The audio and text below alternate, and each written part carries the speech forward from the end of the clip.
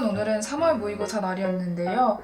잘 본 분들도 있고 또 못 본 분들도 계실 텐데 정말 모두들 너무 수고하셨다고 말씀을 드리고 싶습니다. 근데 지금 꼭 해야 하는 일들을 몇 가지 정리해 드리려고 합니다. 지금 이 시기가 아니면 하기 힘든 일이기 때문인데요. 당장은 좀 지치겠지만 이제 꼭 하시면 정말 후회하지 않으실 거예요. 일단 첫 번째로는 시험에 대한 전반적인 평가를 내리는 겁니다. 어떤 과목을 풀 때 어떤 부분이 어려웠다 하는 교과적인 부분부터 시험을 보는 태도 또는 멘탈 관리 같은 교과 외적인 부분도 같이 평가를 해주세요. 저의 경우는 이런 식으로 과목마다 다 필기를 해놨는데요. 이 시험이 지나다 보면은 시험에 대한 구체적인 기억이 많이 사라지기 때문에 이 시기에 꼭 평가를 해주시는 게 좋습니다. 그리고 두 번째로는 새로 푸는 거예요.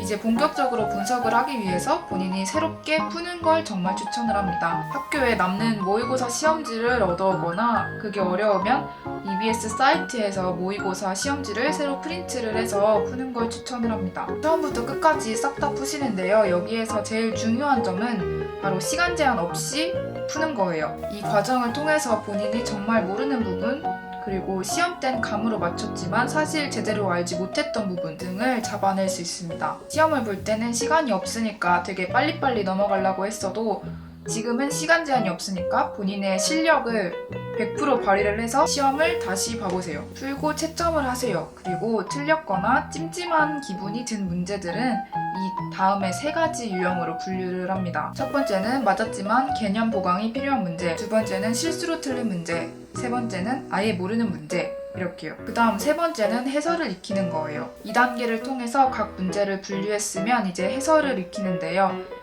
해설지를 보셔도 좋고 아니면 해설 강의를 보셔도 좋아요. 스스로의 분석에는 한계가 있기 때문에 해설지를 익히는 과정이 중요하고요. 네 번째는 심층 분석을 하는 겁니다.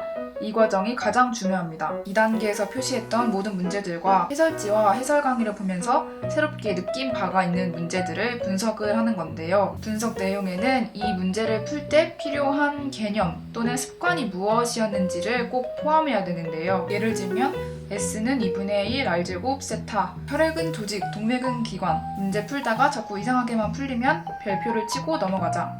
좀 이따 다시 돌아와서 풀면 되니까 이런 식으로 써주시면 됩니다. 이렇게 분석한 내용들은 꼭 수능 때까지 머릿속에 저장이 되어 있어야 하고요. 그러기 위해서는 이렇게 분석한 내용을 정기적으로 복습하는 게 좋아요. 마지막 다섯 번째로는 앞으로의 공부 방향을 설정하는 거예요. 이렇게 문제를 풀고 분석을 하면서 이런 생각이 들 수가 있어요.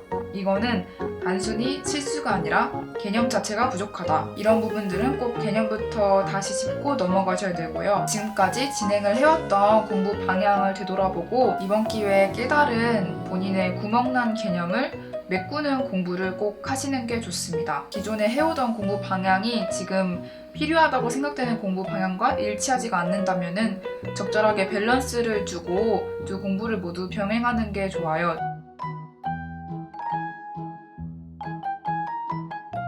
지금까지 모의고사 이후에 해야 할 일들을 알려드렸고요. 도움이 되셨으면 좋겠습니다. 모두 정말 수고하셨습니다. 안녕.